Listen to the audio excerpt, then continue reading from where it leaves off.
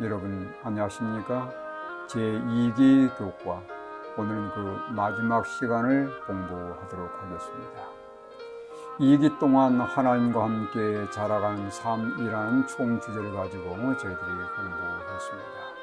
오늘은 그 마지막 시간으로 제목은 영원으로입니다.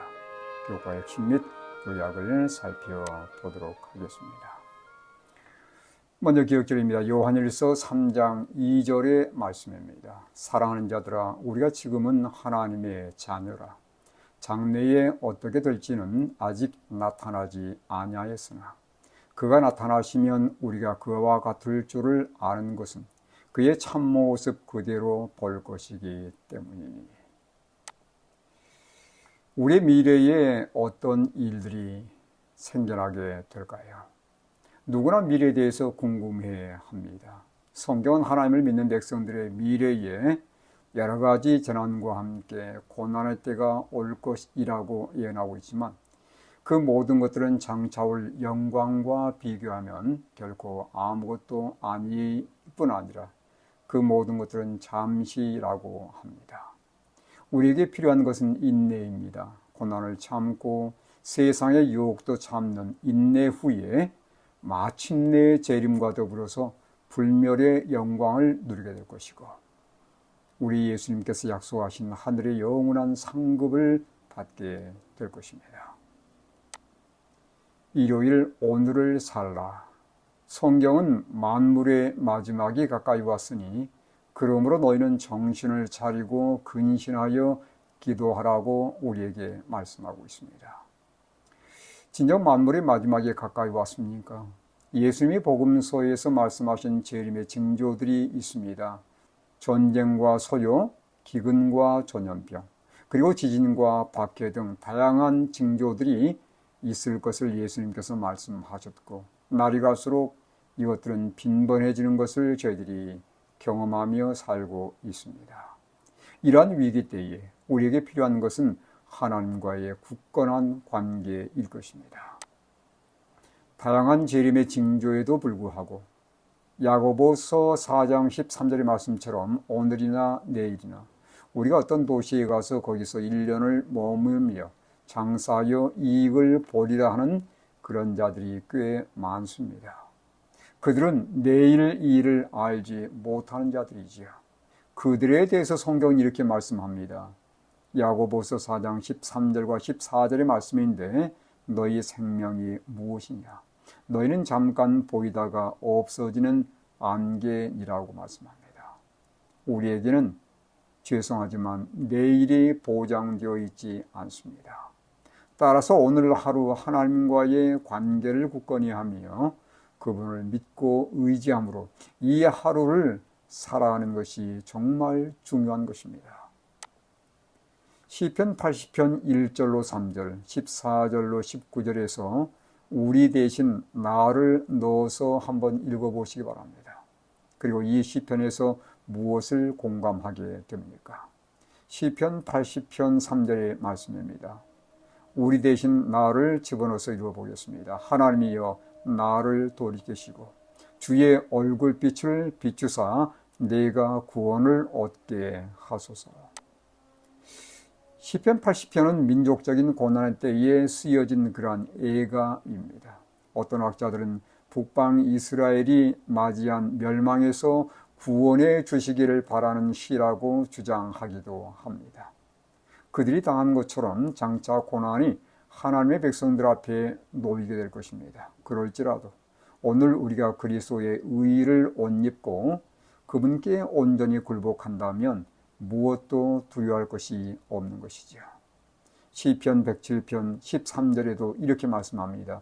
이에 그들이 그 환난 중에 여호와께 부르짖음에 그들의 고통에서 구원하시되. 우리에게는 구원주 예수님이 계시다는 것을 잊지 마시길 바랍니다. 월요일 마침내 대면하여 만날 때 하나님은 사람이 하나님과 사랑을 주고받는 존재가 되도록 그분의 형상대로 창조하셨습니다. 그런데 죄 때문에 그 사랑의 관계는 깨어져 버렸고 하나님의 형상은 훼손되어 버렸습니다. 그 관계를 다시 이어주고 잃어버린 하나님의 형상을 회복시키기 위해서 누가 이 땅에 오셨습니까? 예수님께서 오신 것입니다. 그리고 인류의 모든 죄값을 대신 치러 주셨습니다. 그 하나님의 사랑을 믿고 의지하는 자들 안에 장차 하나님의 형상이 재현될 것인데, 그때 주님은 오셔서 그들을 자기의 영광의 몸의 형체와 같이 변하게 하실 것이라고 성경은 우리에게 말씀하고 있습니다.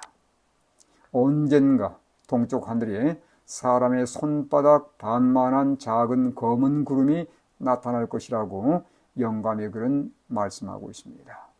그 구름이 가까이 다가올 때 우리는 구름 위에 인자와 같은 이가 앉으셨고 그 머리에는 금연류관이 있으며 그 손에는 예리한 낫이 들려진 것을 보게 될 것입니다. 재림은 가시적이며 모든 눈이 본다는 것이죠. 가청적이며 모든 귀가 들을 것입니다. 또한 혼자 조용히 오시지 않고 수많은 천사들과 함께 영광 중에 오실 것이라고 예수님께서 말씀하셨습니다. 그리고 마지막 나팔 소리에 무덤들이 열리게 될 것이고 예수님 안에서 잠든 모든 의인들이 부활하게 될 것입니다. 예수님의 재림과 함께 의인들의 부활이 있은 후 어떤 일들이 있을까요? 데살로니가 전서 4장 17절의 말씀입니다. 그 후에 우리 살아남은 자들도 그들과 함께 구름 속으로 끌어올려 공중에서 주를 영접하게 하시리니 그리하여 우리가 항상 주와 함께 있으리라. 여기 보시면 의인들이 무덤에서 부활한 후에 살아있는 의인들이 변화될 것이며 물론 썩지 않을 몸으로 변화되는 것입니다. 그리고 무덤에서 부활한 의인들과 함께 변화된 성도들, 살아있는 성도들이 함께 구름 속으로 끌어올려 예수님과 함께 하늘까지 여행하게 될 것입니다.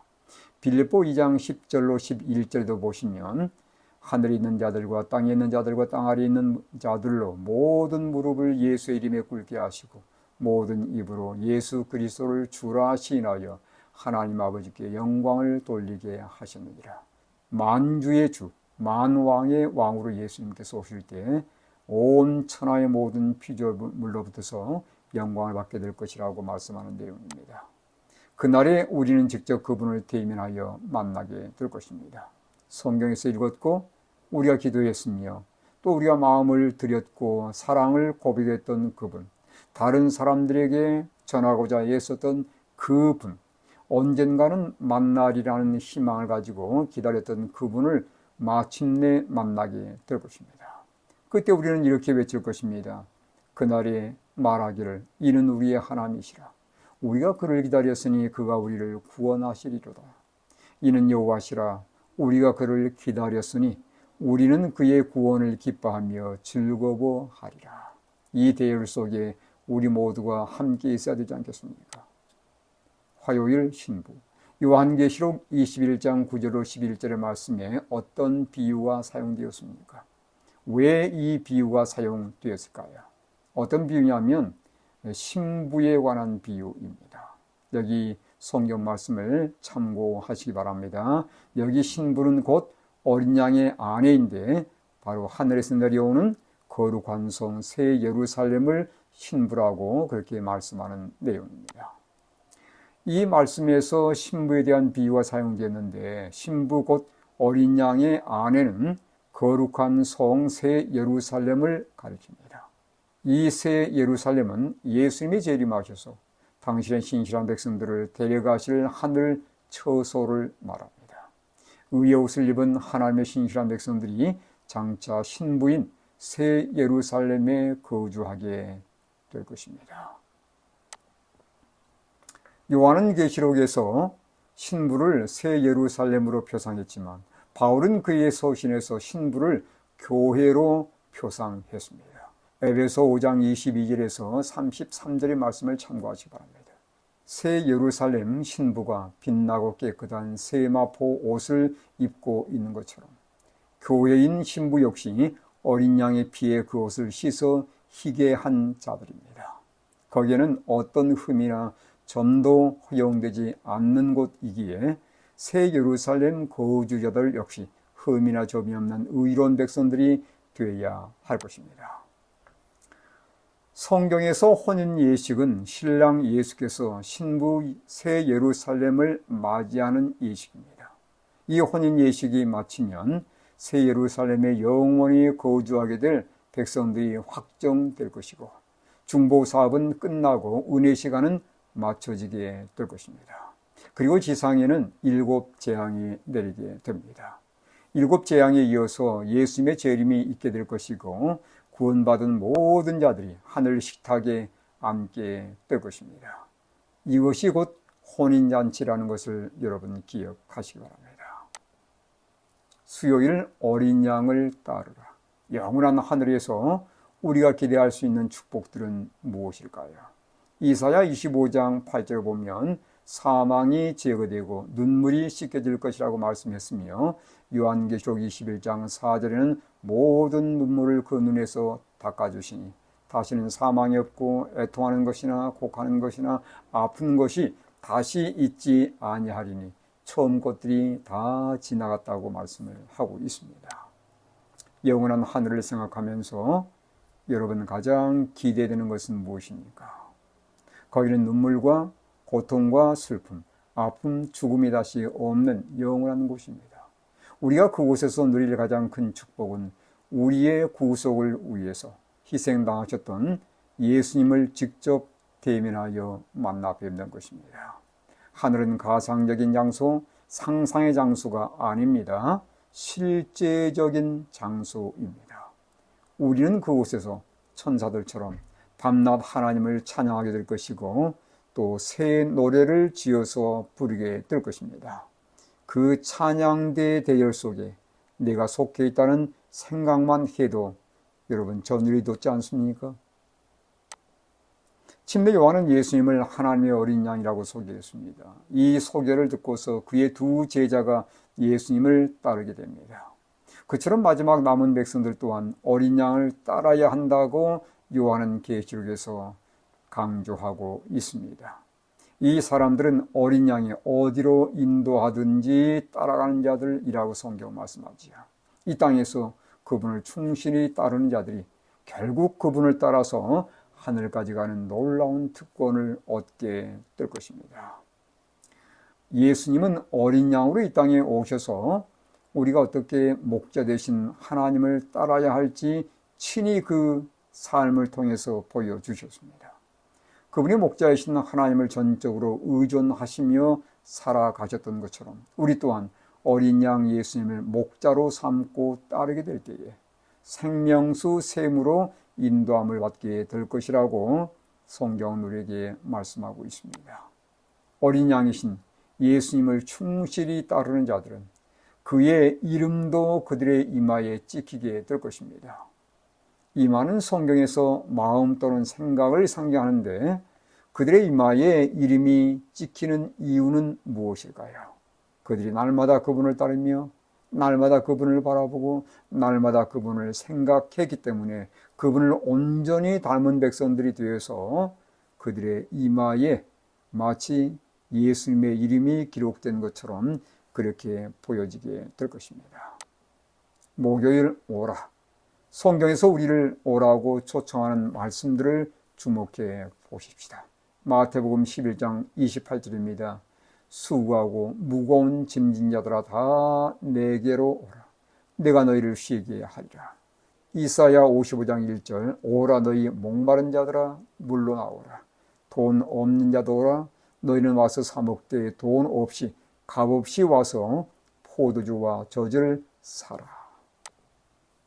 오늘도 우리에게 어김없이 주어지는 초청이 있습니다. 오라는 초청입니다. 성령께서는 오늘 나를 예수께 이끌기 원하십니다. 그 초청을 듣고서 예수님께 나아가게 될 때 거기에는 구원과 변화와 평강과 쉼이 있게 됩니다. 또한 예수께 나오는 자들에 대해서 내게 오는 자는 내가 결코 내쫓지 않을 것이라고 예수님께서 약속하지 않으셨습니까? 또한 그들을 눈동자처럼 보호할 것도 약속해 주셨습니다. 왜냐하면 우리는 더 이상 우리 것이 아니고 예수님의 것이기 때문에 그분이 직접 이런 놀라운 축복을 더해 주시는 것이죠. 예수님 안에서 쉼을 누리고 있는 우리는 다른 사람들을 예수님께로 초청하는 일에 성령님과 협력해야 할 것입니다. 성령과 신부가 말씀하시기를 오라 하시는도다.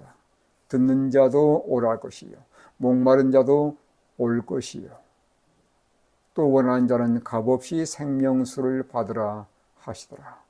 우리가 이 초대에 응할 뿐 아니라 또 다른 사람들을 이 초대로 이끄는 일에 우리는 최선을 다해야 할 것입니다.